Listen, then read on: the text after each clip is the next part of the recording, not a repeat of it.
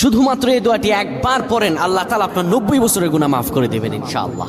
আপনার 90 বছরের গুনাহ মাফ হয়ে যাবে শুধুমাত্র এই দোয়াটি যদি একবার পড়তে পারেন। আপনার ভাগ্য খুলে যাবে, রিজিকে বরকত আসবে, মনের ন্যাক আশা পূরণ হবে, আল্লাহ আপনার সব দোয়া কবুল করে দিবেন। সুবহানাল্লাহি ওয়া বিহামদি। এত ফজিলত, এই দোয়াটা আপনারা শেয়ার করে দিবেন। এই যুবকেরা, আমল না করেও সওয়াব পাবা। তোমার একটি শেয়ারে, একটা বাটনে প্রেস করে তুমি সওয়াব পেয়ে যাবা। কারণ তুমি আমল না করো, অন্য কেউ যদি তোমার শেয়ারের বদৌলতে আমল করে, সওয়াব তুমি পেয়ে যাবা। নবীজির হাদিস।